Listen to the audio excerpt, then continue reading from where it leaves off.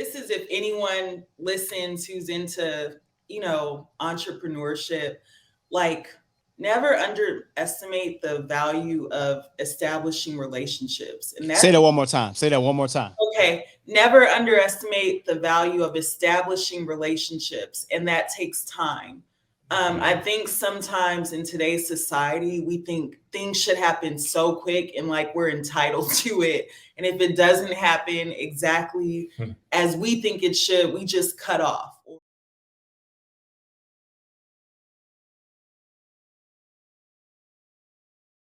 You're listening to the Hot Seed Podcast.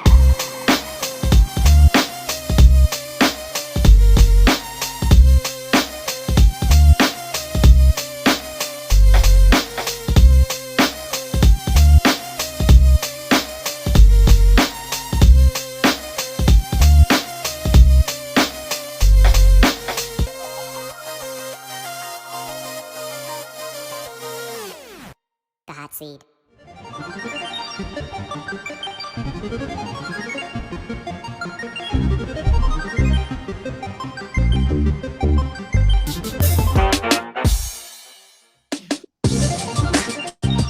Welcome to the Hot Seed Podcast, All Black Everything Volume 3, presented by allblackeverything247.com. I'm your boy, Sean Xavier, and along with my co-host, Earl. What's going on? I'm sorry. Dave. Yes, sir. And you know what it is. We're just dads with mics, gamers with headsets, and a whole lot of unfiltered conversation. And of course, as always, make sure you follow us on Instagram and Facebook at the Hot Seed Podcast. And if you haven't already, man, make sure you subscribe to the YouTube channel at the Hot Seed Podcast as well, man. We have our featured guest for episode 5, Mr. and Mrs. Michael and Christian Warren of All a Life Well Dressed, brother. How we doing, guys? Yeah, what's up? I must admit, the name at the bottom of the screen is kind of slick. Yeah, that's pretty official right there. We try to be as professional as we can. You know, it's 3 years in, we got a little better. Like, if you look at the first ones we did in 2020, you were like, all right, but we got a little bit better, over time. Making us feel special over here with our full names. Okay, come on. I love it. So of course, man, we always open this up, man. Just with just a recap on how was our weekends and whatnot, and you guys being our illustrious guests. How was your weekends? What did we do? Stuff like that. What you got planned for? Tuesday. That's all I just leave it at that. But you know how it is. So our daughter's birthday was on Sunday. Yes. She turned 4.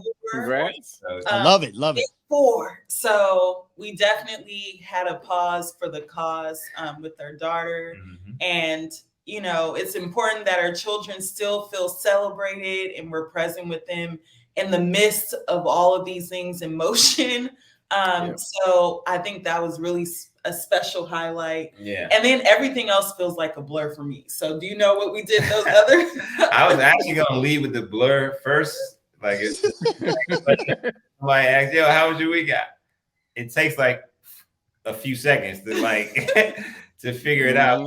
On top of that, no, we went to Kingdom Fellowship AME for the birthday for my daughter, which is great message to kind of like get us refocused, man, get that encouragement. And then before that is a blur too. But we work, with entrepreneurs. We're doing our thing. So we just, all the efforts go towards that. In this season. Okay. Yeah. In this season.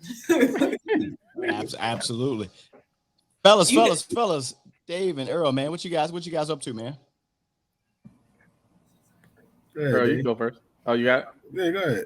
All right. Well, pretty much I am setting my body up for this barbecue hopping tomorrow. I am enjoying because I will not be the one on the barbecue. So everybody invited us and my wife took them up on the offer. So I will be making my world famous story punch. I'll get the rum punch together, nice. Jump around. Nice. It's gonna be ready. It's gonna be on. that devil Besides juice. that, my son's back in Taekwondo. He's loving it. So he's back on the bag again, Sean. So he's using it again, even though he towers over it now. I love that. Love that bag. So Sweep the leg. he's Sweep ready the to go. leg. There's something to sweep the leg. You know, sweep the leg. That's all. Yeah, no more Cobra Kai for him. No more Cobra. My bad. I send him a bigger bag now. Earl What you got, Earl? How old is your son? just turned 12, going on 20. What? That's a, So is he at the point where he's like outsprint you a little bit, or? Oh, listen. Part of the reason why I got back in the gym this year is to keep up with this guy. You hear me? Because he's gone. He is gone. So between him and don't get me started with the dog now that we got, It's on. yeah. There is no sitting on the couch no more. You're going. Nah. I'll pass him the dog. All right. What you got, Earl? Let's see. Like you guys, it was a blur. I know my son was with me. We went to my mother's house. I think we went to. You know what? We took him to. We went to a winery, which was nice. It was kid friendly. So I was able to relax a little bit.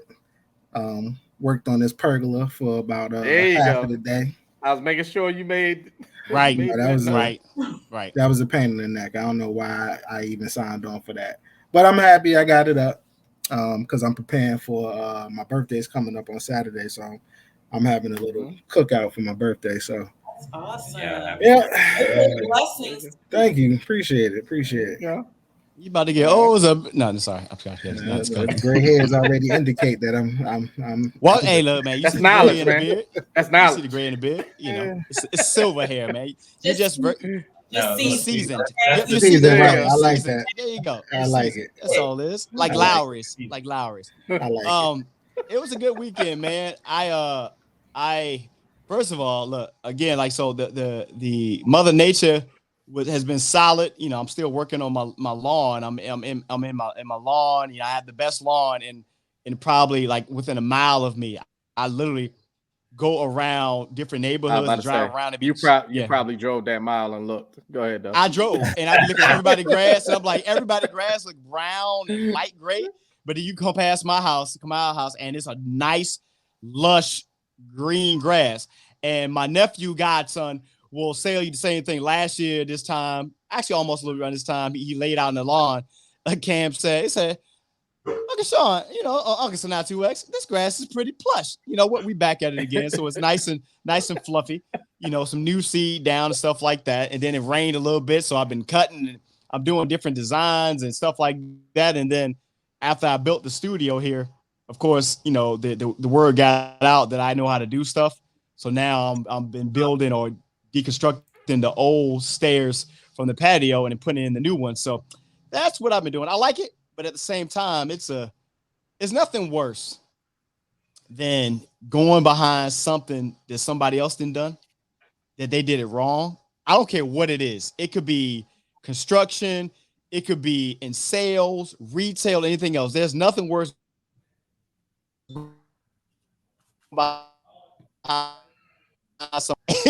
And now I have to fix it. So we probably gonna get into some of those conversations today, Christian. I'm pretty sure. But that's been the weekend, man. It's been humid. Mother Nature has been crazy. Very humid. The weather, yeah, very, very. with the fires and whatever is happening in the atmosphere. That's Fires. Yeah, that's bananas too. So it's just like, goodness. Yeah. Y'all ain't so fun. I want grits. I want some grits. That's what it is. Hey, at least they asked for the right thing. Right. It's so crazy, man. Like that. You were talking about the fire thing. I think I saw something like That black 11. It's okay. That's that black excellence. Okay. Hey, that's it. All right. My Very bad. much so. I- No. Like we're about to whip up some grits right now. Okay, that is not happening. There you go. Like is he not. just had food. That is multitasking at its best. The Yes, thing very much is, so. if he stays in the screen and I just see his arm reach out because he's stirring a pot. Welcome to the club. Is- Welcome to the club. We might make That's you honorary talent. host of the pod because that's what we do. That's talent. Oh my God, man. And of course, before we go any further, man, we gotta give a shout out to our sponsors, man. All Black Everything 24/7, 365. Make sure you guys go out and shop All Black 24/7, 365.com, or in this case, All Black Everything 24/7.com. Shout out to Ray Farmer, man. So, of course, episode 5, man, of All Black Everything Volume 3. Of course, this is our biggest, best All Black Everything series we've done, and we have our great guests, Michael and Christian Warren of all. I'll keep saying all. LifeWellDressed.com. Yeah, because I say All Black Everything. And all with us, man. And I've been looking forward to this conversation.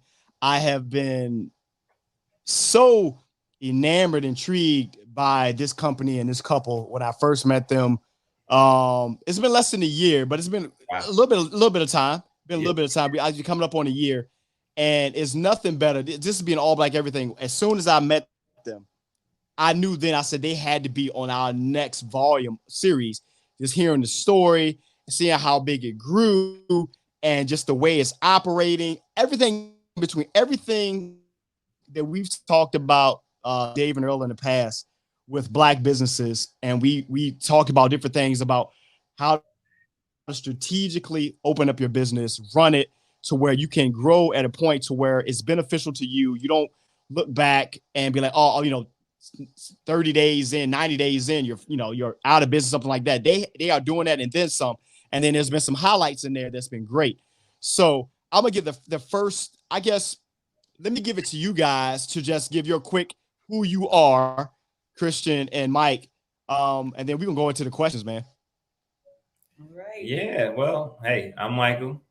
I'm Christian. And yeah, we're for the co-founders of a Life Well Dressed company. So we're a travel retail and manufacturing firm. So we develop products, experiences with a unique lens of over, 30 years of like industry experience. So it's been a while. Combined experience. Not individual, okay. Yeah. So I'm from DC, and then Christian's from Compton, California. So the journey started for both of us in those cities. I started in fashion, art, drawing, all of that creative as we roll today. And then that took me to, New Jersey, New York, LA. And then that's when I met Christian, and she just changed the game. And so from that point on, we decided to bring our talents together. And so these things have evolved. So I met Sean, actually, we met, well, I'm saying like, I don't know where we met,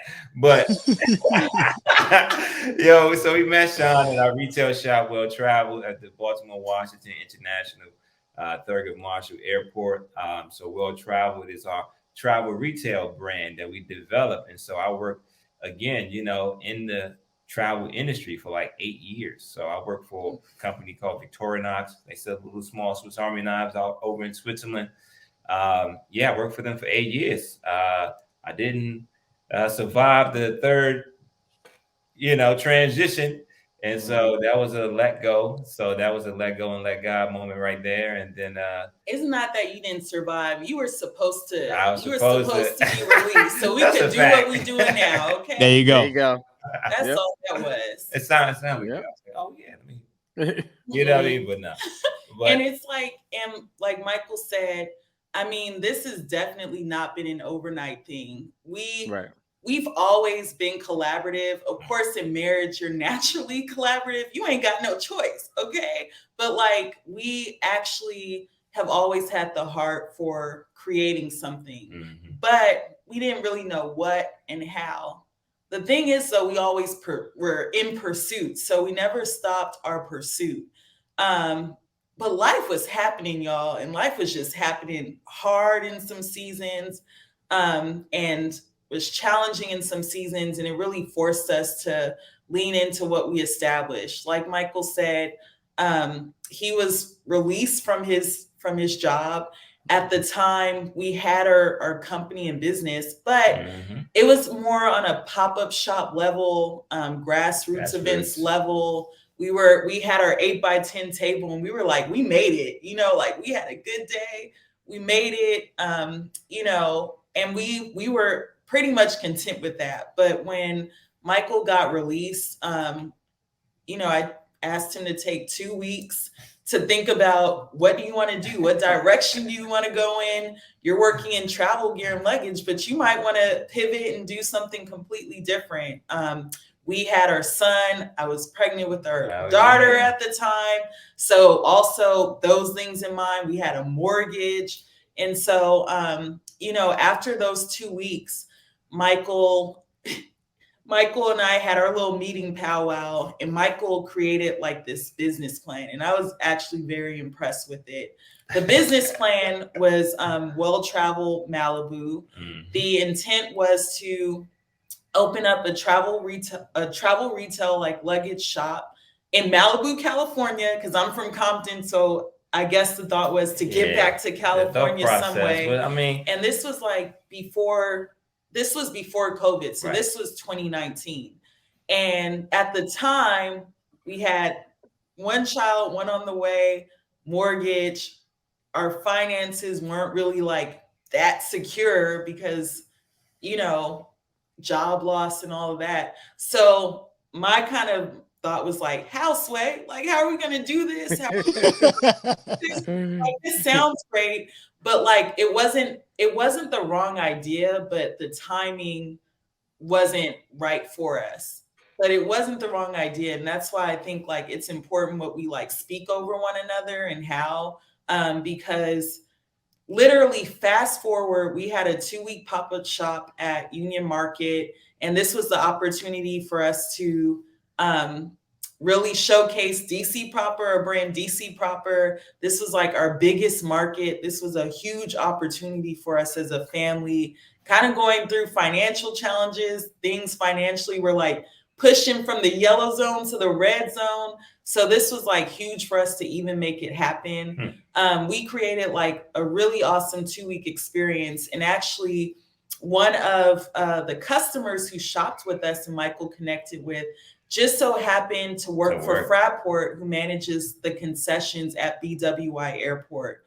So Michael was able to connect, and fast forward after the pop-up shop ended, Michael continued to keep in touch with him, and he actually emailed us and basically said, hey, there's this Launchpad program at BWI Airport. He kind of told us that at the pop-up. And so what happened was, well, part of the story, all correct. Okay. Part of the story was that what happened afterwards was like, yo, the follow-up. So once we did the pop-up and we had all that, I think that was 2019. So then, you know, we felt like, man, we was on the moon. And so, you know, met them, and then that was it. And then 2020 happened. My bad, guys. And then 2020 happened. And so, you know, after that, you know, everything was on pause. Like nobody was traveling anywhere. So, but I still really sensed that this was like a key opportunity, especially because like I knew the space, I knew of the space, and worked in retail for years. And so I really pursued it and just kept pursuing it, to be honest. And that same business plan that Michael created for Well Traveled Malibu actually, I feel like, was intended for Well Traveled in what we're doing now. So that, like, literally that foundation was already established. So when the opportunity popped up, like, it was like, okay, this makes sense. This is why you did, like, this is why you did it. And so, of course, it's not Well Traveled Malibu, but being in the airport has created such a big opportunity. We also have created brands that are in Nordstrom, Foot Locker, Champ Sports, and, you know, Michael's very resilient. He was in Compton at one point. We had to sell our house, move in with my parents, and he was making connections in Compton, designing for the Wizards in Compton. And so I really appreciate just his, you know, just his resilience and persistence, regardless of if we experience a lot of no's and circumstances that could seem super discouraging. Like, we really had to just kind of lean on each other to keep going during times that just seemed like how are we gonna do this? Like, how are we gonna get out of this? How are we gonna figure this out? But we never stopped believing in one another. And we never stopped believing in the vision that not just we seek to create for ourselves, but for others and anyone who interacts with us, our brands, you know, our products, and our amazing team who literally I'm so thankful for, because they believed in us literally when no one believed in us. We're a new company. And so that's taking risks as well. We're the new kids on the block. So we're like super thankful that we've been able to develop like an awesome team that we partner with and we help serve and support as well. Yeah.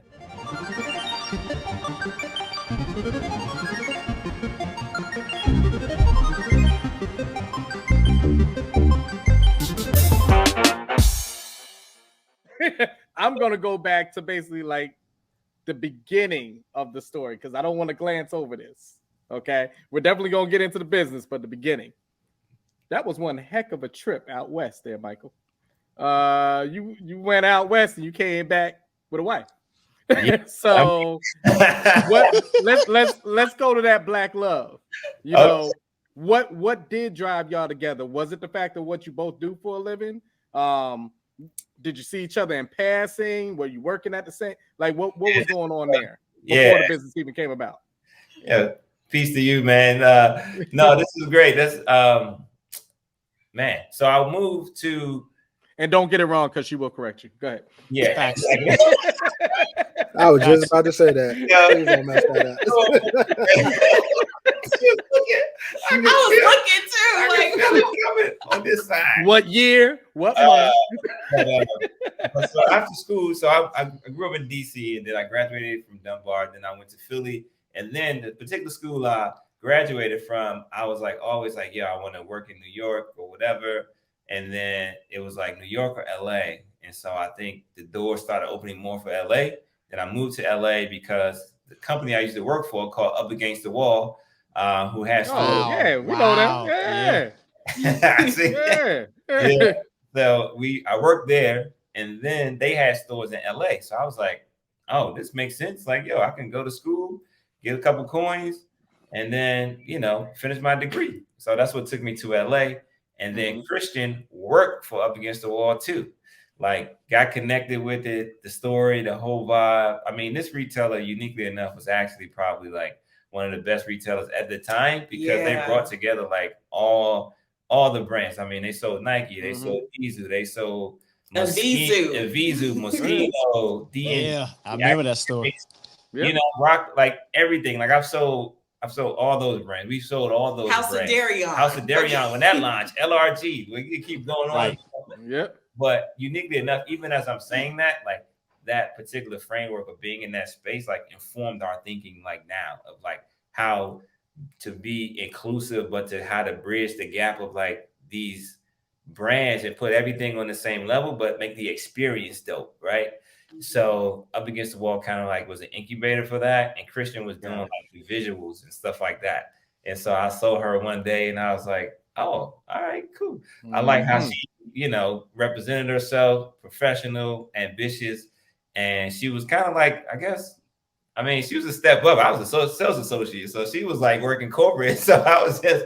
I had my Ford Focus, my little 2-door Ford Focus. And I think my rent was like $850. You couldn't tell me nothing. Hey, that was it. That was it. Yeah. And so from there, I was like, oh, okay, cool, peep. But then I'm going to tell her part of the story. Like, she peeped me before I peeped her officially. Yeah. You know what I'm saying? Talk that talk, man. Talk that talk. Go ahead. I didn't quite. You got his point. You got his point. At the store meeting. But when she came to the store, I definitely saw her. And the only reason, low key though, why she actually saw me is because I was like going to church and I had on like some suit and some slacks going to the team meeting. Dress for success. Dress for success. We got you. But the brands don't even mix. Like, we're selling like all these brands, and I'm coming up. I was just about to say that. A shirt and tie. It didn't even mix. But anyway, it helped in the long run. He was the owner. He was looking like the owner. Facts.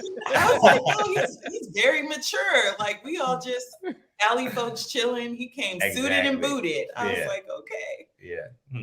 But There you go. is that good? There you go. it is what I it love is. it. I mean, and so like even with Michael, I noticed him too. He came into our shop because we always kind of like we sort of cross paths because of our jobs and our roles. But when he started working at 5-4, then he left Up Against the Wall. And so I was a visual merchandiser and we did collaborations with 5-4. So there was like also a time I had to visit his office and Michael tried to give me his card. Like I gave you my card.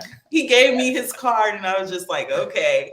But you know, we had always kind of crossed paths. But I do remember one specific time he came into Up Against the Wall when I was there.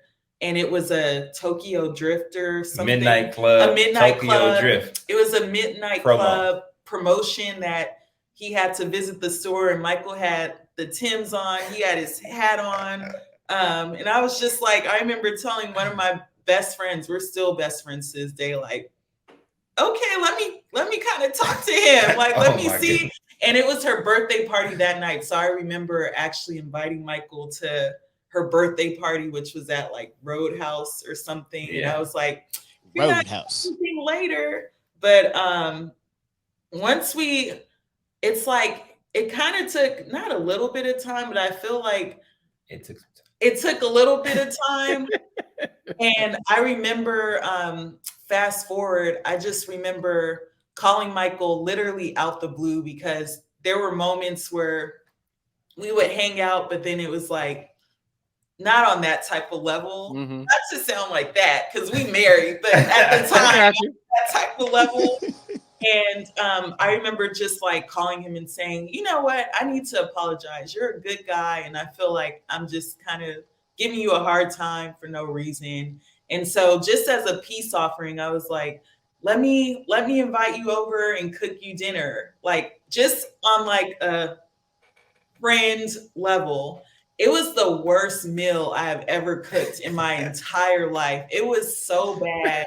I had to order Pizza Hut before he took the first bite. I was like, I can't even let you do this because I was trying to be overly fancy and it just went so wrong. Like it was such a horrible meal. And so we ended up getting Pizza Hut, but like I like to interject, but it's like, yo, to her credit though, I think I was like, I didn't have a car in LA. I'm coming from the East Coast. I'm kind of like, yo, can't afford it. Like, yo, I be like, this tastes good. I like it. Yeah, I can touch the button. I can do this. Like, I can get around. You know what I mean? Like, I'm working. I'm like, all that was cool. But I think to her credit, I think I was like really late. So it just progressed bad. Maybe it was already bad, but then it got definitely worse as the time got delayed. You know what I mean? Like the bread was like overcooked. A brick. Like the bread was crazy. The bread was a brick, and then the pasta was like a pasta. let me ask a question. How come? And maybe it's just me because I did the same thing on one of my first dates. And why is it that us as Black folk, we always decide that the meal we gonna cook gonna be pasta? It's always pasta. Like I don't. Did we watch too much Sopranos? I don't know what we did, but we always cooking pasta. I don't know. You have a point because I don't know. I ain't never cooked that pasta meal that I made that night. Like that ain't even me. Okay. How come pasta got to be fancy? Fancy for me is fried chicken, some good greens, and some other stuff. Not on the first date. Not on the first date. Yeah, I'm just saying. I was out here taking whole wrist. Make some salmon or something. How do you say it? Salmon. Sorry, I'm chilling. Yeah, it was crazy. And Michael being a good sport, I could see him trying to figure out how to even like cut through the bread. And I was like, I can't let you do this. Let's just order Pizza Hut. And after that night, like the next day, I believe either the next day or 2 days later, Michael called and he was like, I have concert tickets to see Erykah Badu on New Year's. Do you want to go? I was kind of good comeback. I was kind of shocked. He was like, okay, you want to, the way to his heart wasn't his stomach, but like then we went to that, and after that, it's like I knew I was just like, man, I was tripping this whole time. Like, why did I just not get it together sooner? So we were pretty much inseparable, and we got engaged 5 months after that. 3 months after our engagement, we got married, and we've been married 13 years this year. So 13 years in August. Love it. Wait a minute. August what? August 21st. You got it. Okay. All right. Oh, I didn't even mean to put you on the spot like that. My That's bad. the second time you did that today. This is the second My time. bad, my brother. He been on it though. I apologize for him. I'm sorry. Now we're August 8th, so that's all I'm asking. We're August 8th. Beautiful. So I love it. I love it. What you got, man? What you got for our wonderful guests, man? No, so I mean, I was just listening to your story, and I was just kind of contemplating, my own, I guess, love story. And I'm glad she's not here, because if I had to answer those questions, I would mess up horribly. So kudos to you. But no, I guess like one of the questions that I have, in terms of like getting started, like what was I know you guys kind of broke down, but like what was like the first product or like idea that you guys came up with? Like how did you guys like what was the thing that took you over the edge, I guess, or what was the leap? Well, yeah, I mean, I think for us, it was unique. Like working corporately, for some time in LA was like, it became like, I don't know, I guess kind of like draining creatively to a degree. It's kind of like, I've always wanted to like create something, that was representative of like the ideas that I had in my head, or more or less like the observations that I made, right? So it wasn't necessarily like, I'm going to create this brand, but it was like the first thing I saw to create in college was like, this was an observation, a market observation of like women wearing jeans, but they don't fit. Like, How can I do that? But I couldn't do it. Resources, right? Right. So, but the first thing I was able to get into while I was working was like making neckties and pocket squares, right? I met a friend, and he was like, I know this sewer, down in LA, blah, blah, blah. Well, he had some stuff, and I was like, man, I could do that. And that was it. But even taking it back, to, like you said, going back to the beginning, that happened as I was a kid. Like I saw somebody with art on a shirt, and I was like, man, I could do that. So it's just been kind of like these moments of that. But I think the bow ties and pocket squares, the brand was called Michael Thomas. We were just looking at all the old stuff. Just last night, we were at the start last night. And so that was that. And then, but honestly though, man, we got married, like you said, we got married in August. Like I got let go from that job, or released from that job in November. So I'm like fresh out of marriage, and then like boom. So I had momentum going with that. Right. Like that stopped, right? And then it's like, look for work, And so that's what I did, So that took me through like February, November, October, November, December, still no job, job.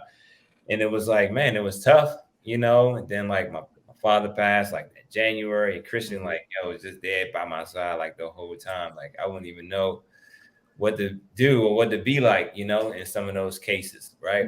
But from there we just really decided like, let's, well, she was like, let's move to New York.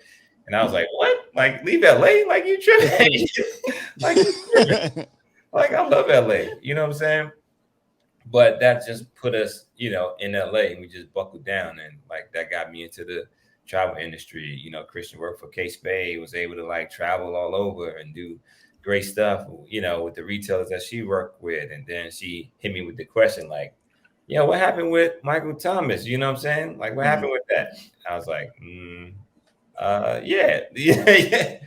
And so, I was able to really bring it back, because again, like she was like vouching for me and like pushing and believing in me back then with just like, I saw an order sheet. I had like an order, 3 ties, 2 bow ties, 2 neckties, and and like some handkerchiefs or something like that.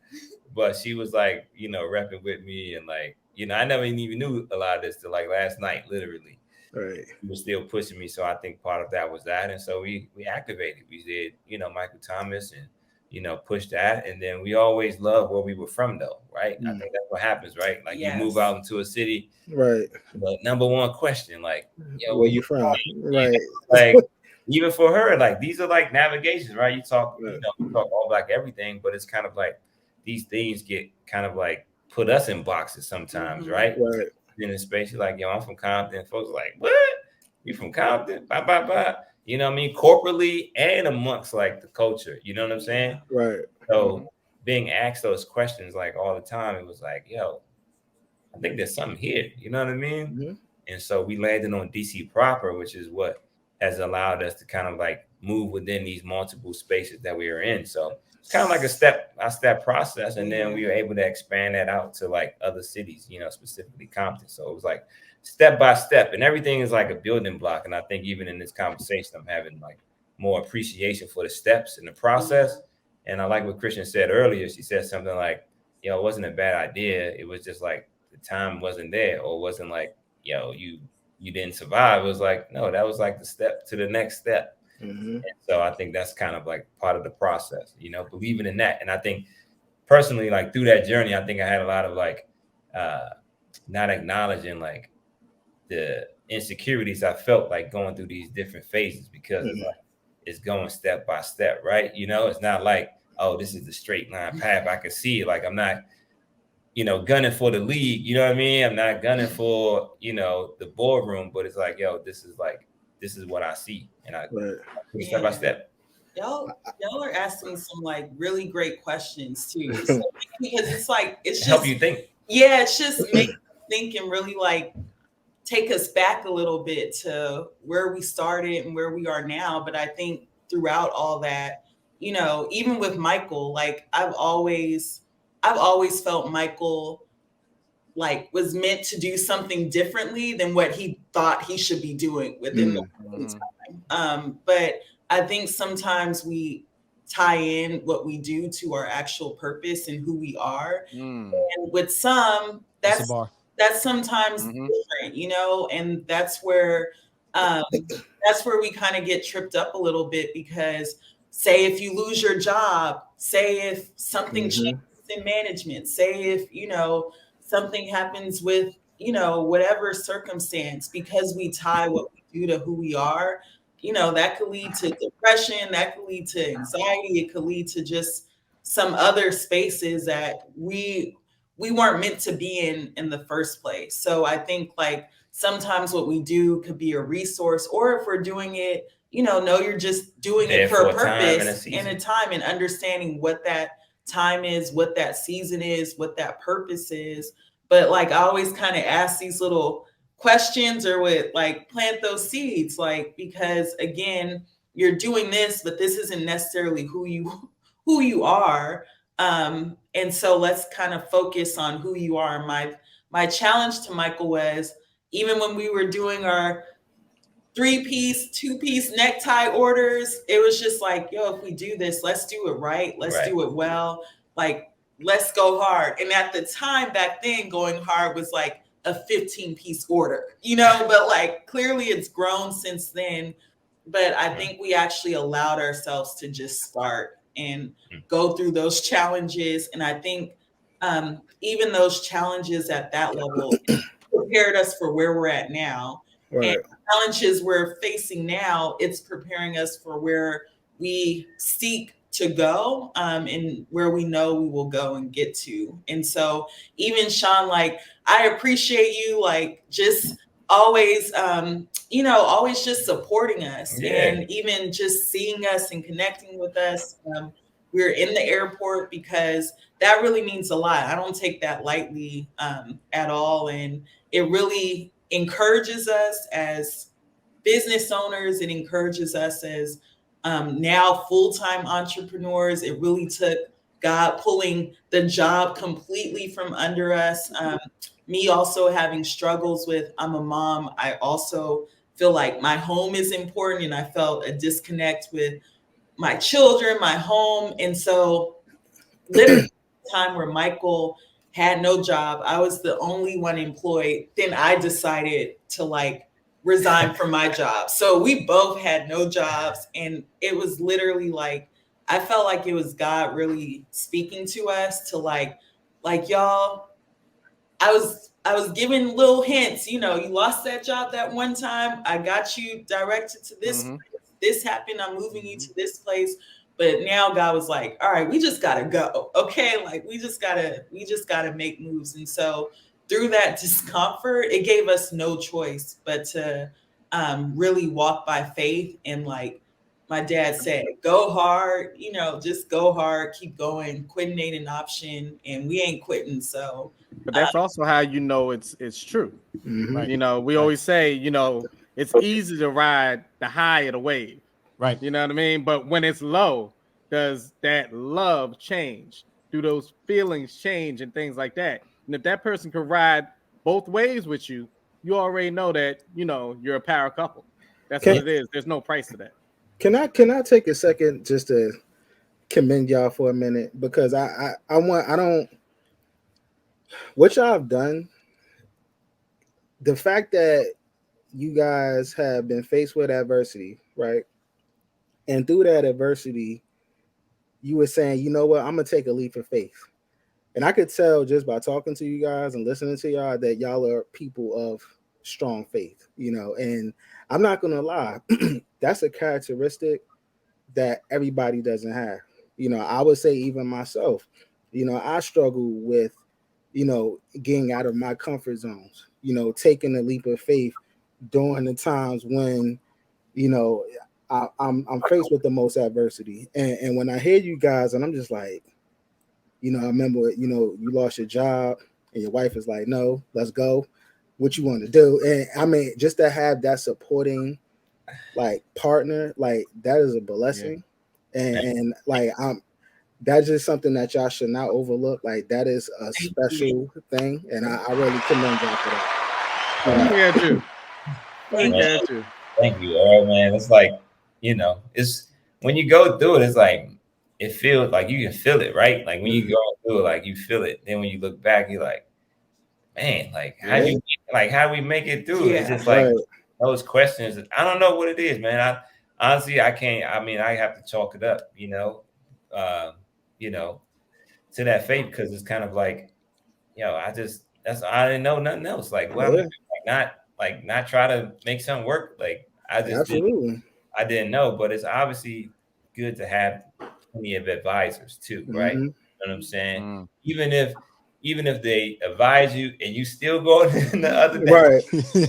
It's like at least you got the advisors, because what happened is, or what I believe happened is, because what's coming in my spirit is like, yo, before we left for like New York, like I remember talking to Chris's folks the first time I met them at Harold and Barrels in California.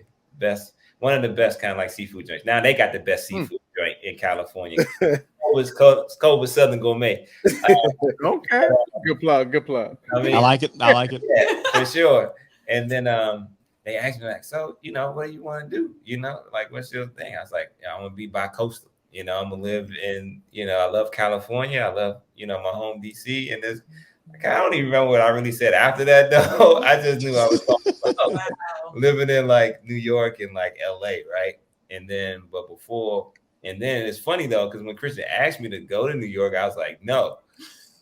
But we sat down with them and they were like, yo, so y'all really like gonna do this? Like y'all really leaving like California and like gonna go to New York and just you ain't had no job? Christian, you transfer. Oh, you quit. You quit your job too? Oh, and Michael ain't got no job? But you going to New York? Oh, really? Okay. All right. It's like, you know what I mean? Oh, you believe it that much, then, you know, yo, let's pray with you, and then let's get it. We had, you know, you got that capital influx at the beginning of the year, you know, from the IRS. Yep. I like how you said that capital influx. Yeah, I like that. Fair enough. But it was just more or less like, oh, okay.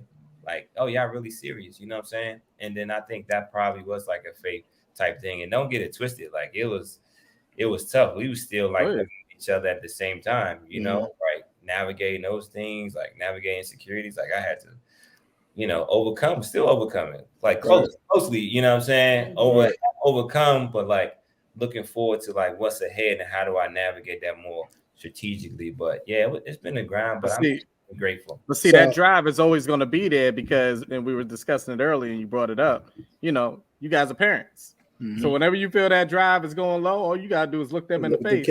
And I'm telling you, it's gonna keep you going because I'll tell you one thing that we did this year, my wife and I, with our son. At the beginning of the year, some people do the New Year's resolutions and things like that. We did a mason jar of goals. So we each sat back, we opened up the mason jar, and all three of us wrote down on the mason jar just different things we wanted to accomplish this year. We didn't let anybody else know it. Love that. We folded up the paper, we dropped it in the mason jar. Every Sunday morning, we open up the mason jar and each one of us picks something out of that mason jar. We may pick up a goal that's not even ours, but I'm going to tell you something that just makes you go. When I have my 12-year-old son pick up my goal and he reads it and then he goes, "Dad, did you accomplish the goal? And if not, what are you doing to inch closer to it?" What are you going to say? Oh, I'm lazy. Now I get around to it. When I get around to it, it's a check. It's accountability. And a lot of people, when we talk about these accountability partners, we think it has to be somebody in our profession and things like that. No. Sometimes your biggest check is walking around playing with toys and they can look you right in your face, unfiltered, and give you the biggest piece of knowledge. And you're like, yeah, I do. I do need to do that. So I want to stay there within the parenthood side of things. You already had the drive. I already see that between the both of you. But with with the kids being there, and I see them in all the videos, and they're so intertwined also within the business. You may not think it, but they're learning your entrepreneurship style right there in front of them. Oof. And kind of today, you need to learn that, honestly, as kids early. What would you say, looking back now, and now looking at them and them being here, was there a switch? You already had a drive, but was there like this is it? We're on go. There is no turning back. There was a switch. There was definitely a switch for me because even as a parent, it's always been instilled in me to be proud of who you are and where you're from. My parents are Compton natives, like they're Compton for real, like Compton OGs, but not gang related or nothing like that. We're gonna clear that up right now. But they know about. Yeah, they just always been like, be proud of who you are and where you're from. And so even with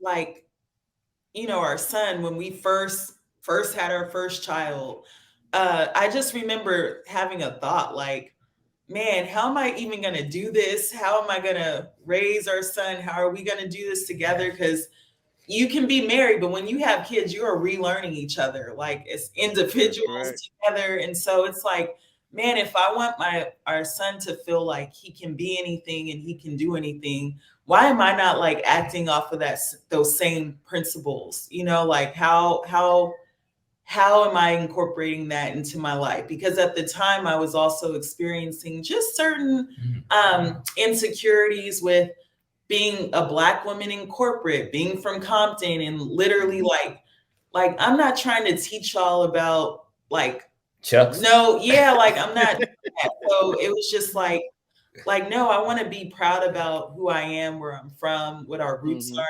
also, like my husband's from Southeast DC, and me being from Compton, I would be like, why do people have reactions when you say you're from Southeast? Like to me, Southeast is lovely, or like I have a different viewpoint, but we always kind of shared those similar reactions, and so having a son, it really, that was like the first shift. And then, of course, having a daughter, like things are going to rev up, like now it's like, all right, and it wasn't even necessarily like, some of it was the pressures of just what we were going through financially, but it was also just like, kids just give you such great ideas. Like when That's a fact. you look at them, when That's you a listen, fact. literally our son tugged at Michael's beard and it inspired our children's book. And they're just so creative. Oh, Ah, thank you. That's the That's plug. the book. And we and even with that, like I'll share more about that, how we even did it. But like our children, they have just like they have given me that drive where, like, looking back, I'm like, I don't even know how I was going so hard being postpartum, like just having a baby and steaming clothes, packing things, like trying to keep us,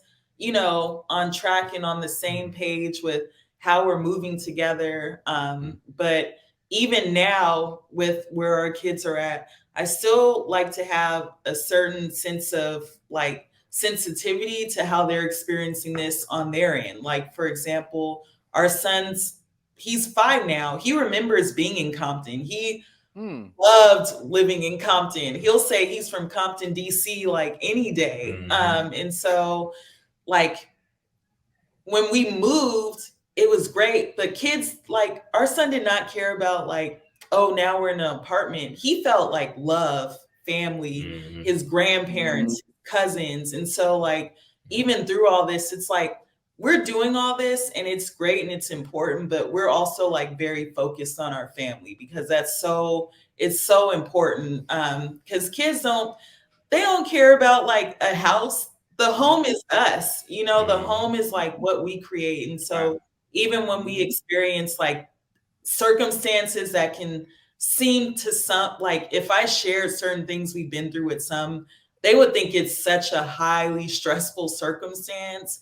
And it probably is, but I think like because we're parents, I also have to be conscious of like, how am I not even carrying that? Because I'm not carrying no stress, but like it can't impact our home, it can't impact our marriage, it can't impact our children.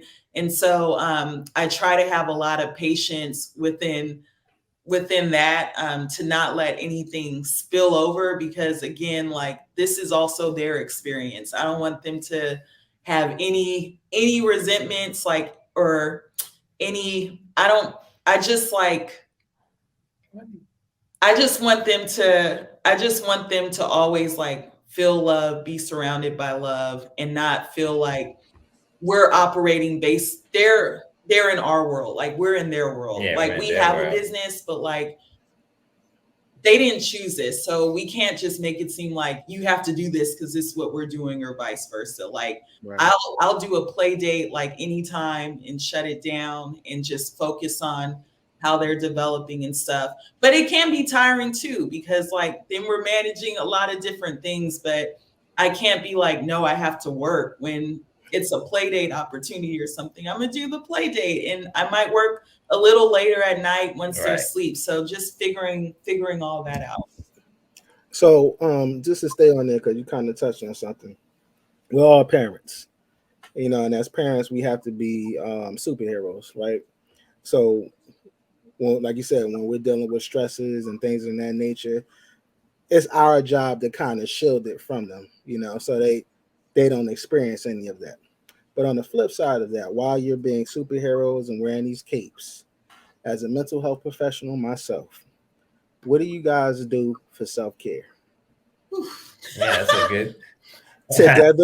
Together and individually. Okay. Man, so we don't walk into a session. All right. Yeah, thank you. We may have needed this. Okay. Together it's been a struggle.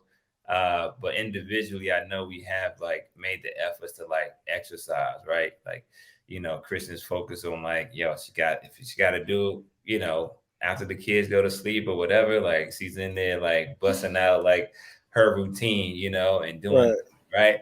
And then for myself, like I used to run a lot, right? Like when I came out here, I was like, I'm gonna do this marathon, my birthday. So my birthday, I gotta run. And then after I did that marathon, I didn't run 1 mile. After I did this half marathon, like I did not run 1 mile after that. And so it was kind of like, but I think to your point, what you alluded to is like, man, I just went go, right? I just like went go. almost kind of shoot, man. You Yeah, still like- going, babe. Like almost like after that, it was like go. Mhm. And then but more recently, like I said about I hark on yesterday because it was more like, there's a creativity needs rest, right? Absolutely. So you have to like rest, like how the world was designed. It was designed within rest. Like there's these moments and pauses and breaks. The land needs rest. Like your mind needs rest. The creator needs rest. Like you as an artist, like, you need rest to be able to create more. And so that kind of like really spoke to me, yesterday. So it's like, oh, okay, I have to like readjust this and get back to it. So it's been a little exercise, but my runs is kind of like the thing. But we definitely need that togetherness. And if we get that babysitter or what have you, be able to kind of like tap in together and stuff like that. But, Right. And the moments too, like sometimes our moments are just so casual, like we're not high maintenance at all. So it could be literally like we have some extra time and we'll get coffee or just walk. Mm-hmm. And that's like our new created moments. And so do you hear Michael out there with the kids? You good? Listen. Hey, look, This is that's it. what Mike's. Listen. That's what Mike's. That's what She So- good. Go back and look at some of the first episodes. He wasn't lying. Like we got dogs and everything. You fine. it probably looks bananas out there, but I don't even care. It just is what it is. But even myself, like, so we're a startup company. Mhm. We're self-funded. Like we're really in grind mode right now because we don't want to compromise on our company vision and Right. all the opportunities that are coming our way. So I can't do like I might have girlfriends who are like, get a massage. I'm like, like my Right. like I'm not there. I'm not doing like any type of vacations or anything like that. I understand this is just our season right now, and Right. I'm okay with it. But I've been able to just find these like simple moments. So, for example, I'm a part of a praying moms group. Every Saturday, we connect. It's my little time to just connect with other moms. We're all of different ages. So some moms have kids who are in their 30s. It's through my Aunt Joy. So she facilitated the group. And that's been very self-care to me because I could just like have some time to myself. If I have questions about motherhood, like, did I do this right? Or what would y'all do? Like I could have my village there. Also, I have a journal. So I journal a lot because again, some of the things that I've gone through as a woman in business, I just feel like if I told, you have to be careful who you're sharing certain things with. Because Absolutely. True. I don't Facts. I don't have time for too much outside noise, or I don't have time for doubt when I'm working on something. So, there are those who I can talk to, but sometimes like I do need that additional outlet. I am mindful of Michael too. So of course we talk, but then we're our own individuals. So Absolutely.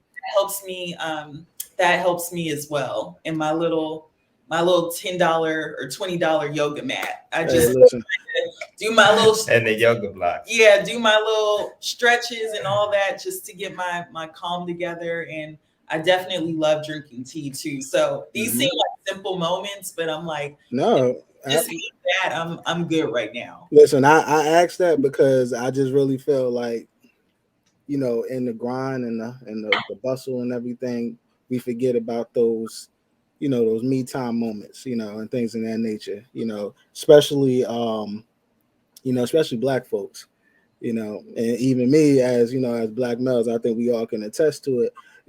I wasn't raised to talk about my feelings, emotions, and things of that nature. I was raised to just keep everything bottled in. And I didn't realize until I got older that I was doing a disservice to myself and the people around me. So, and it's funny because I work with kids and I'm constantly telling them, you got to find an outlet. But I wasn't practicing what I was Pick your preaching. own. Yeah. Exactly. That's So always how it is. it got to the point where, when I was going through my adversity, and it's funny that you said you lost your father in January. I lost my father in January, so during those times of adversity and things of that nature, that's when I was really kind of staying to myself. I wasn't allowing people to come in and help me, because I that's all I knew. And then I think the click for me was when I actually went to go to therapy, and it opened everything else up. Plus, within my profession, and this is the other point that I wanted to make to you guys, the beauty of you guys doing something that you love is a blessing.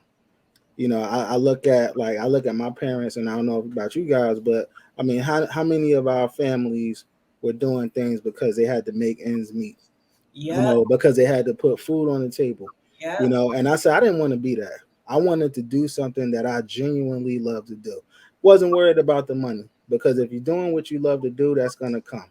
But this, education, leaving an impact on these kids, I live for that. That gets me going every day. So I always tell my coworkers, I said, the kids never get on my nerve. It's the adults that I have a problem with. So, but like I said, I think that's beautiful to to have an outlet, I'm saying, I'm glad that you guys have outlets, and it's because it's something that like I said, I had to learn later in life, but thankfully I'm finally practicing what I'm preaching. So speaking of outlets, I'm trying to get Mike on a golf course, Dave. So we can talk about some golf. So I've been giving him a breakdown of what he need to do. So we can make that happen. Yeah, absolutely. We can make that happen. I will come up north. Absolutely. I'll watch the kids. I got it. That's the club. All right. Oh, I got the logo already, yo. DC, that's the club.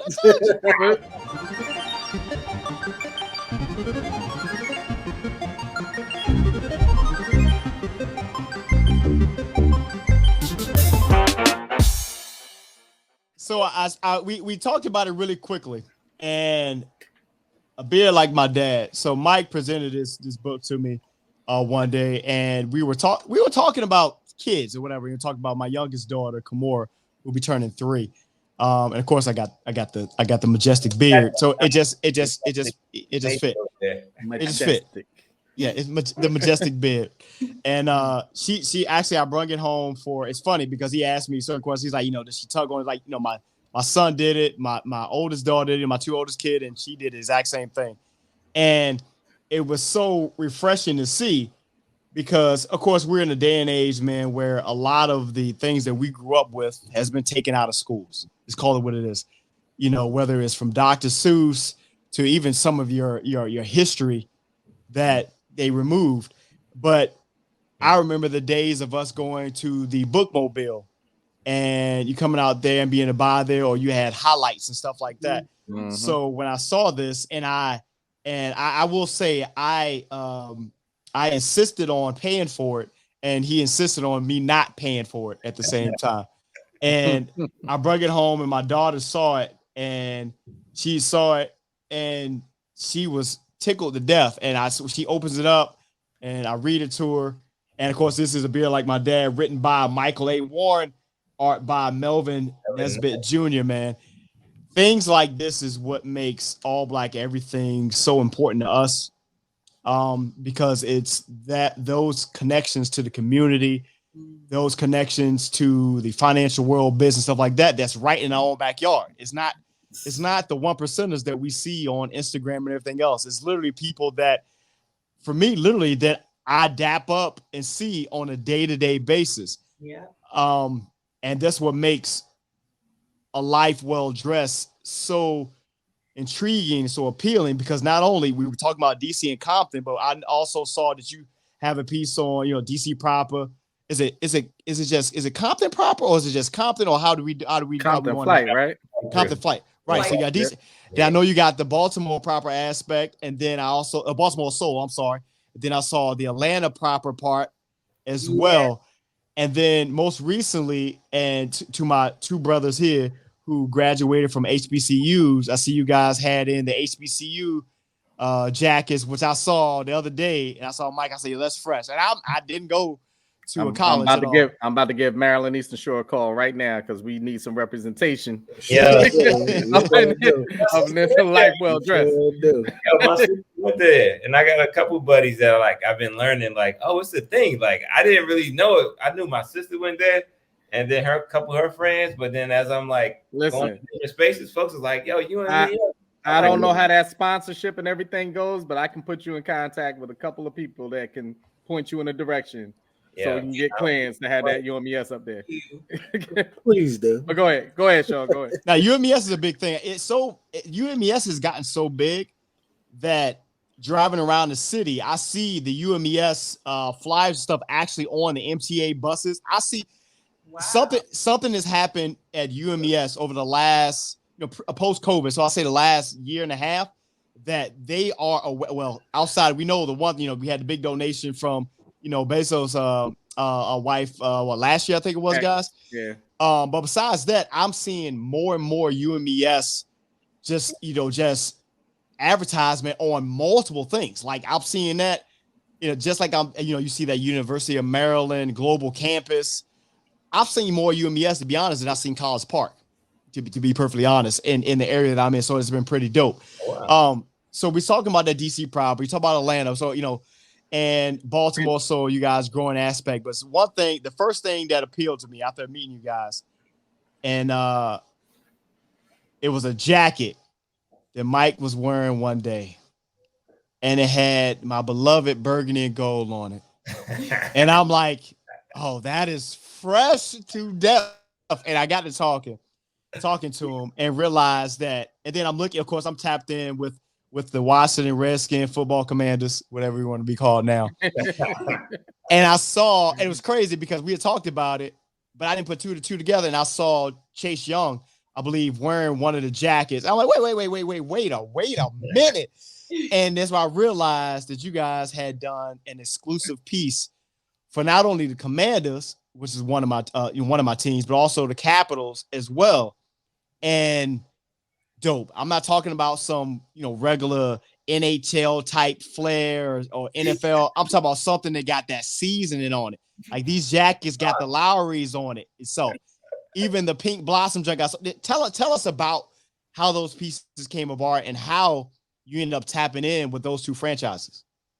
Man, good question, Sean. I appreciate the support, man. Like it's always like a breath of fresh air to kind of like see folks in the space. Like they know, they understand, they take the time, and you've always been generous with your time. So sincerely appreciate that, and just acknowledging the work, man. So for us, man, it's like it started with DC proper. I mean, all going through that process with Compton and and DC. But it's like, when I grew up, it was like we didn't have a baseball team. So it was more like, you can rock with, Chicago, or I don't think LA made it to the radar yet. I don't remember that logo, but it was like, for me, it was like Chicago White Sox, Frank Thomas, right, was in the mix. It was Baltimore Orioles, you had Cal Ripken, right? And then that was the only two, hats that I like was into, right? But I was like, man, I want a baseball hat with DC on it. It's just like, I don't want, no love, no offense. But it's like, I think we should get like the DC on it. And so,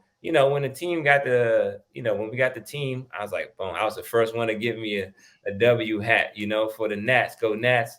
And then from there, I mean, I just maintain that love because unique for us, like the hat is the thing, right? It shows so much, like it represents so much. I came up in a space where it was like Jay and Diddy, like, the New York Yankee is like, that's the vibe, right? And I'm just like, all right, like we need our vibe too, you know what I'm saying? And so it just didn't feel, you just didn't feel that ownership. And it's like, but the unique thing about these cities is like people can like gravitate to that ownership too if it's kind of like associated the right way, right? Right. So for us, it was like when we started DC proper, I was like, man, I want to work with Nats, I want to work with Commanders, the Wizards, like the whole nine. And so I just put it out there, and I was like, that's what I want to work with. Because I was like, I want this hat to be like the stamp, like the DC logo to be kind of like the stamp. I remember when I made it, I was like, oh yeah, this is it right here. And so, and so we just built on that, right? And then built the momentum, and I was like, we got this idea. with the Wizards, and I was like, hey, let's collab, And so what I saw the White Sox. Like I saw White Sox did kind of like this shot in the MLB, and everybody was kind of like doing these localized takes on like their region. And so I was like, oh, okay, all right, boom. First step was like the Wizards, right? So I went to the Wizards and just put the deck together, presentation. I was just thinking of that. I was like, wow, because we were actually pitching just to do like gifts for club members and not even like an actual collab, but we had our deck. We were like, if we're gonna be in the room, we're gonna be in the room and just shoot our shot. And thankfully, the connection that I was able to make, got us with the people that were like involved with the product merchandising, and so connected with them and just kept pushing, right? And then this was pre 2020. This was like October 2019. And I was like, oh man, we was on that. You talk about that high, right? We was on that high, like, oh man, we walked up in the Capital One Arena. What? And so it was like, okay, cool. Then bow, 2020, But like Christian was saying back before, it's like, man, I was still maintaining the contact, right? Relationship. Hey, what's up? Hey, I got this idea. You know what I mean? Hey, I think I got this, right? And so it was like, the people there was just like always so much like gratitude and just appreciation and respect, for what we was able to do in such a short amount of time. And so then when it came to be, and it was like, I even remember my guy got on sabbatical for a little bit. It got real for everybody. Like, he got, what you call it, furloughed for a little bit. The government folks, who we connected with. The government folks know furloughs, right? And so lo and behold, was able to still maintain with management. And then he came back. Then like the opportunity opened up to activate on the local level with exclusives inside of the store. And so that's what really kind of like opened the door for us. And so once we did it with the, with the Wizards, I was like, oh, okay. Like, it worked.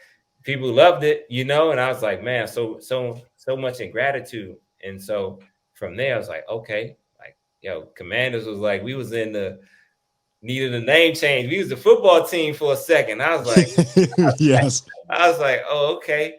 I was like, man, all right, let's put it together. Let's find out. So what I found out was that somebody from the team, saw the video that the Wizards put, on a highlight that was featuring us. So I was like, oh, okay, let me connect with them. And so thankfully, man, my guy was like super responsive, like, this is something that we're looking for. And I was like, all right, cool. And so just put the presentation together, man. And then like the things just started falling into place, like bit by bit. And I have something to add with that too, because and this is if anyone listens who's into entrepreneurship, like never underestimate the value of establishing relationships. And say that one more time. Okay, never underestimate the value of establishing relationships, and that takes time. I think sometimes in today's society, we think things should happen so quick and like we're entitled to it. And if it doesn't happen exactly as we think it should, we just cut off. We don't. Or when we think it should. Yep. Right. Yeah, and like Michael said, you never know what someone's going through professionally. Exactly. If someone's not responding to your email, they're working for a whole different organization and you don't know what type of communication they're managing. So don't take it personal. But keep going also on your end. Keep establishing those connections. Michael, I was always very impressed with how he will stay at the top of an email. Like if he has an idea, he will email that idea. He will follow up to see if you received that idea. He will also suggest an alternate idea. And I really commend that because most would be like, okay, I just didn't hear back and let me move on.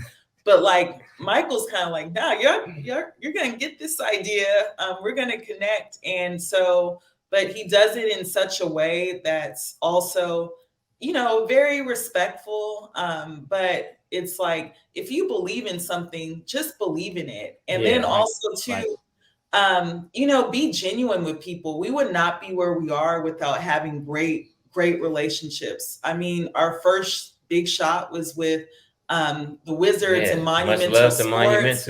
And because that experience, they'll recommend us and give us love for the Commanders plug. So when the Commanders, at the time, Washington football team, when they noticed that video, they had already had a rapport with us through Fanatics, through Monumental Sports. And so I think sometimes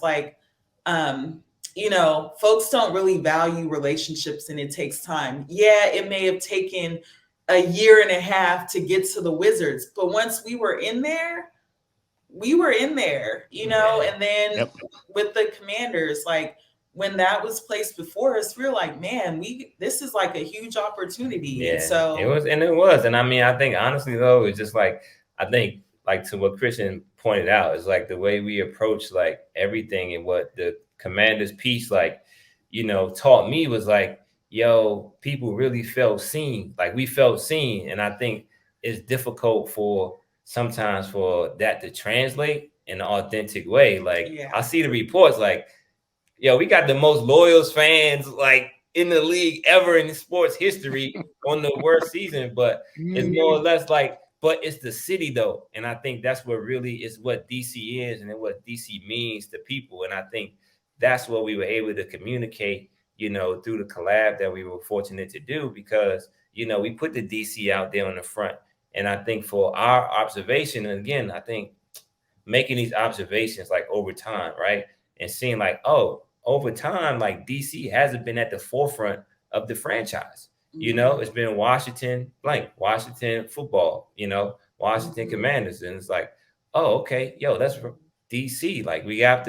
We got to put that out there. And I think when people were able to see that and see it in that burgundy and gold, it just did something different, and then, the coaches got into it and the whole nine. And so, I mean, we couldn't even plan that. We had a few jackets, and we were just here you go. Y'all can have them. And then, the guys, they saw them, they got them. And then they happened to wear them on the, on the anniversary game. Yeah. And we had just dropped off our first jackets for just the marketing team. And the coach just so happened to walk past, see the jacket. Of course, he's going to grab one. And then the players saw it. And so naturally, it just I think that speaks to also what we're about as a company. We're about genuine connection. So we don't know all the PR stuff and all of that, but to see that the players and the coach wore it first, because they genuinely just wanted to wear it. We're a newer brand, so it's not like we came into this where fans knew who we were, but this was no pun intended, a proper introduction of who we are and what we're about. And so that just meant a lot, because even y'all saw the photos, we were seeing it with y'all. We were seeing it in real time too, that these moments were happening, and we had no clue. I had to learn Twitter that very day, because I was hearing, oh, you're on Twitter, and I'm let me download Twitter and see what's exactly. And so to that point, man, I think that's what was that was fun. Even thinking back on that, right? Because I don't even think we may have soaked in that moment as much as we could have, because it was going so fast, but it was oh wow, people felt seen, and that just that was just gratitude to me, to be honest, to be able to do that, to make history and do that, the first ever to do that. And then shout out to Taylor Heineke, man. The guy was ripping and running for 2 years, and so when he stepped out looking fresh, it was just what? And so, man, we got extreme respect for Mr. TH, and wish him the best, season down in Atlanta, because he definitely kind of set it off, along with Chase, along with the guys, man. Everybody, just the collection. I'm getting excited, man. Obviously, the new season is coming, so I'm excited about that. This is the part where it all goes down here. Go ahead, Dave. I ain't going to LA, but I'm just want to burst your bubble now. But oh God, you got one Washington. You got one Washington fan up here. Yeah, that's all you got over there. I know. He's all right, man. All right, This is all New York right It's here. New York Giants over here. And can I say one other thing? So here's Hold on. Hold on, Jay. Go ahead. Just one other thing too, because at the time we were still operating well-traveled BWI, still trying to establish a team, shout out to BWI. We are hiring if there's, but like we were still trying to establish a team at that time as well. So like Michael is also doing design work out of BWI. We were like really working around the clock, and like Michael said, rest is so important. We do not want to operate like this all the time. I can't even do that. I can't even do that. We were just we were working literally from sun up to sundown until like it was time to take the kids to school, and it was just like, I don't even know how we were pulling through that type of energy, but we were like, we're making this happen regardless. So Earl, who you with, man? I'm just laughing because I love how you did that. You were just like, yeah, you got one fan. That's it, bro. Oh yeah. I'm a Giants fan. I'm from Jersey. I'm from Northern Jersey. That's why I got the I ain't sit in the back, But you know what? I respect. But Y'all are the only other team in the NFC East that I do like, that I respect, and mainly because it's a home game for us when we come down. I love going to the game. I love coming down to Largo. It's a beautiful experience. Roll out the red carpet. Yo, but like low key, why does everybody say that though? Like, yo, love it. It's beautiful. Hey, I hope that y'all win 2 games every single year against the Cowboys. Yeah. All right. Thank you. It is horrible. The only reason that I have like a one up on these guys because I'm the producer of the show. So they gonna go in too hard though because I'm like, all right, you know what? This is the end of the podcast. We gotta go. Everybody out. Hey, before we get off and everything, I do want to express something because it's something that I say all the time.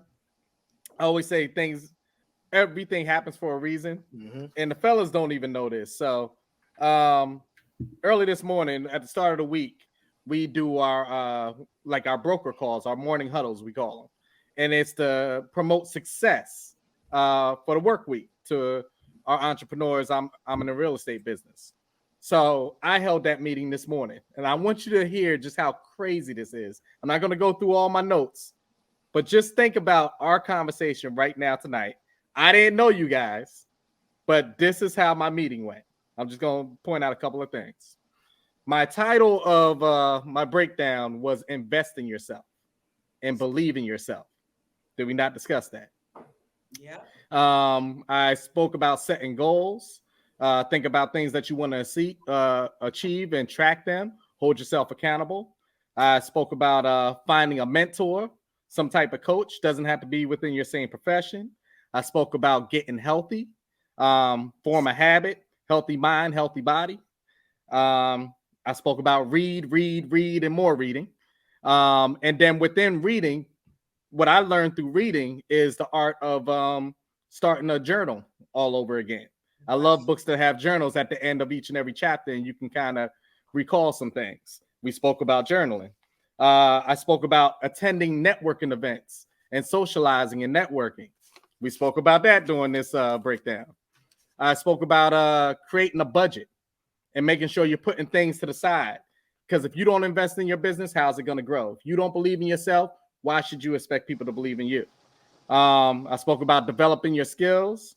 And then this is crazy because Earl brought it up, but it is the last thing. And I do have a sheet in front of me that you see. I wrote all over. I ended out the whole training with prioritize your mental well-being. Wow. There we go. This has been a very crazy night because it's basically an outline of our conversation. Our whole conversation. Yep. Wow. So when I tell y'all that everything happens for a reason and certain doors close, but for other things to open, but sometimes we just pass it. We don't notice it. We're so stuck on self that we don't open up our eyes and see that opportunity was there. Just thank you for being here tonight. I'll just say it in that sense. Can I say one more thing? And thank you for sharing that. So, like you've seen, we are faith people. I believe in God. You know, I need God. I'm imperfect. That's why I need him. And so one thing through this journey that I really had to learn and grow from is sometimes we try to lean on our own understanding. But when we do that, we are automatically shrinking our potential and shrinking sometimes even what we're seeking to do. Because if we're leaning on it based on our own practicality, we ain't gonna do too much, you know. It's gonna be from a safe space, but is that really what we're like our fully intended purpose? And so one thing that I had to really learn quickly is remove yourself from it. Lean not on don't lean on my understanding, and really rely and lean on God's purpose, because his is so much greater and bigger than me being like, maybe I should just do this instead because it makes the most sense. But that wouldn't be, and trust me, if I needed to do something, I would, but that just wasn't my purpose in this season.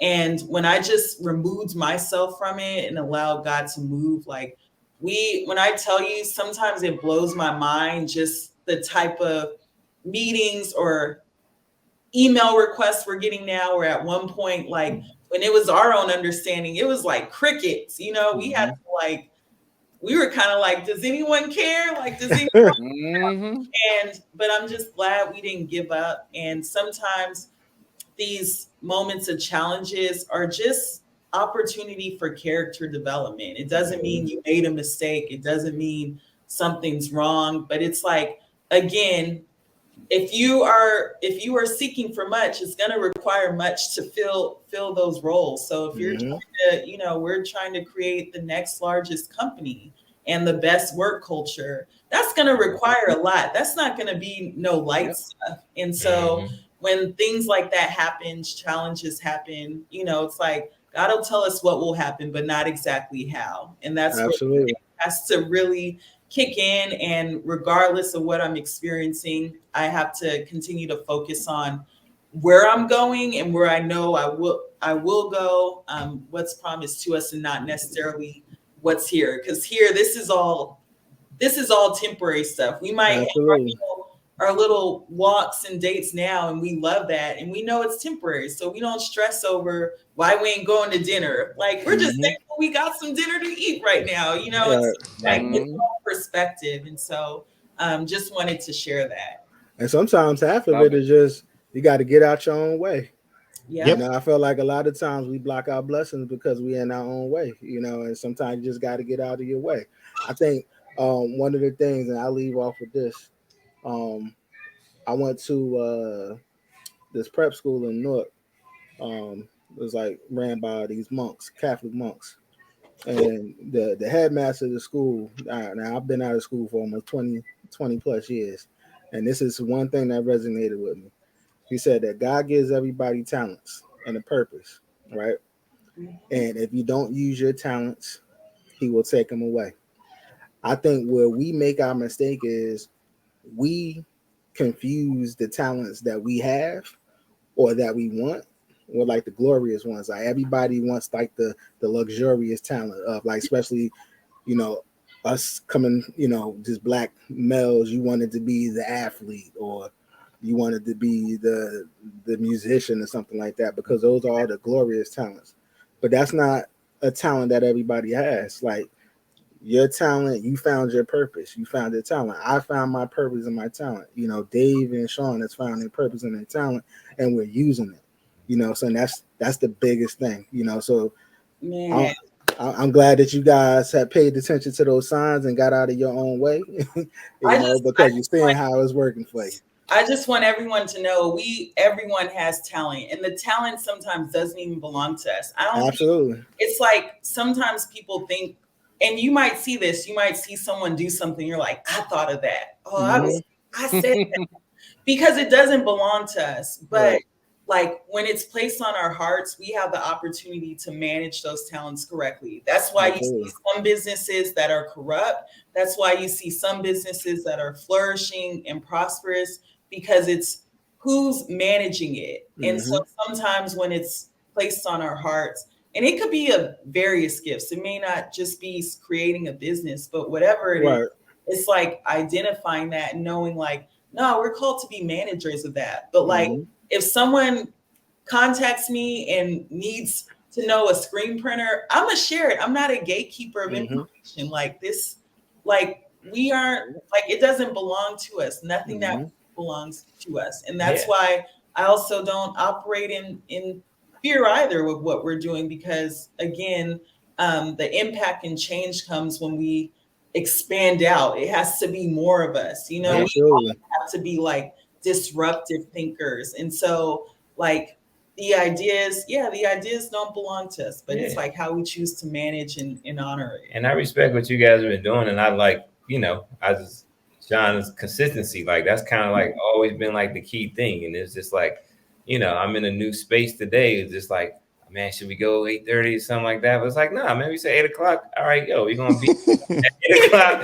Like, you know what I'm saying? I just came from BWR, came to DCA, and it was like, yo, I was actually very impressed today. Like, low key, it was like, yo, I got back to the house like 7:45. I was impressed. Oh, that's a win right there. That's a win in this area. I got the labs open at 7:55. You know what I'm saying? I was on the wrong link at you know what I'm saying? This is impressive. I realized today, I'm just laughing, man. I was lighting up, but it's like, yo, I realized today, like I kind of like live my life how I create, right? So if you see how I put stuff together, you know, in my programs, it's like it's stuff all over the place. There's an idea over here, it's an idea over here, it's something over here. And I'm like, and that's how I'm like, yo, connecting and like making these things happen. Oh, okay, cool. I got to make sure this. All right, let me follow up with Sean. Let me do this. Let me do that. Blah, blah, blah, blah. But today it was like, yo, all right, it starts with time, right? And so that's where I'm at now. Like, okay, it starts with time. But then what I learned through this process is that the creativity needs structure. And so, you know, creativity is always kind of like, I'm just so creative, but it needs structure. And then creativity flourishes in business. So that's why, you know, why we're able to like, I'm grateful for Christian, because me being a creative is like, yo, she can structure it, or she'll be that check or be that accountability and be like, hey, this makes sense. Maybe not. It's a good idea. Maybe not right now, you know, and that still happens to today. And we're still navigating the challenges, you know, of like what we need, you know, staff and, you know, capital and the whole nine. But it's more like, I think the vision becomes clearer when it's like, yo, you're hungry. Like you still see it. Like we did one, but it's like, oh, okay, man, that's how many teams. It's the Giants is out there. You know what I'm saying? Like I ain't got no. Don't get them started, Lord Jesus. You know, Baltimore's still out there. I ain't got no pearls, but you know, people gonna know like the genesis, like the capital of culture, or one of the capitals of culture is like DC. But we love these capitals of culture like New York, you know, Atlanta, Baltimore, like, and that's what we really want to uplift. Like, we want to uplift that as much as we can. And, you know, to Christian's point, like, it ain't for, you know, it's like, it's us, the idea we have it, but if we don't move on it, it's just going to sit there and somebody else can knock it down. Someone else might do you know it, what but I mean? maybe not how you could have did it. But yeah, this has been like super. I'm so glad we was able to like thank connect. you. You could tell we don't talk much. We don't talk much. We talk to 3, 4, 5-year-olds. Yeah, you so know what I'm thank saying? Hey, me too. So. Oh man, of course, man. This is the Hot Seat Podcast, All Black Everything, Volume 3, with our illustrious guests here, Michael and Christian Warner of A Life Well Dressed. I had to show the logo, man. I had to make sure that the logo was up so they can see what it is, though. So, of course, this podcast wouldn't be what it is, man. We had taken our 15 plus years of Xbox Live conversation over video games and turned it into a podcast space. So, of course, you can find me at Sanaa2X on Xbox Live. I'm playing more golf, Dave. So, get off my back. I'm playing more golf. Yeah, PGA Tour is pretty dope, as well as bringing in. I'm looking forward to the new expansion of Cyberpunk, which I've been all over since it first came out, and a few other things as well. Keeping my mind going. That's how I keep my creative juices going, Mike. My gaming keeps me kind of going, and then I go from there, man. But it's Sanaa2X, man. What you got, Dave? The storyteller. I just switched my money over from that Star Wars game that I never picked up over to Madden, the new Madden that's coming out next 24. Yep. So I'll be getting that.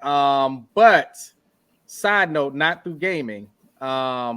Anybody that has not been keeping up with Marvel, Yes. Secret Invasion, Yes. Very that good. series is awesome, and you knew it had to be awesome because Samuel L. Jackson. is Samuel the Samuel Jackson. Jackson.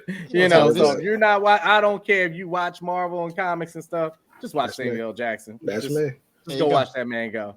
The storytelling in that is awesome. So, what you got, Earl? What you got, Earl? NJ Fatboy 973. I will concur with Dave. I'm ignorant to Marvel and everything comic book related, but I will say that I do follow, and I am excited every Wednesday to watch. What is it? Invasion. Secret Invasion. Secret Invasion. See, I See, don't you even almost know the had it. name. I'm proud of you, Earl. Yeah, I'm proud yeah. of You was on your way. It's So been a journey. close. It's been a journey. It's been a journey. Absolutely. Progression. And of course, make sure you guys follow us on Instagram and Facebook at the Hot Seat Podcast, and subscribe to the YouTube channel, man, at the Hot Seat Podcast, where you can watch the All Black Everything series. You can see the hot take that we do. And also, coming this football season, we bring in football talk back as again. And then if you want some good music in your life, every Wednesday at 5 p.m., we got Over the Hump with me, the homie, Sean Xavier, man, live on AMP Radio. Come in. It's a vibe all week. And I actually have a special guest this week. I'm really excited. I've actually been communicating with her throughout this show, locked it in. So I'm going to drop that little nugget tomorrow morning, man. So it's going to be pretty dope. But again, man, it's the Hot Seat Podcast. Listen, Yeah. And listen, real quick before you sign off. Yeah. If you try to follow Michael and Christian, you might fall into the problem that I did when I thought I was searching the wrong stuff. Because between A Life Well Dressed, I believe the one is Well Traveled, I believe we also got DC Proper, I believe we have Compton Flight Crew, I believe we have Baltimore Soul. I was like, Sean, do we got like 10 people on the show? Or am I searching the right? So if you all of a sudden today saw that David Story is following you here, and here, yeah, that's me. I'm not a stalker. I was just trying to figure out which business to get on. But hey, that's the hustle that they have. They said they got the blueprint from the up against the wall and everything, and I respect it. I see where it's going. let me know when New York Proper comes out, though. Let me know.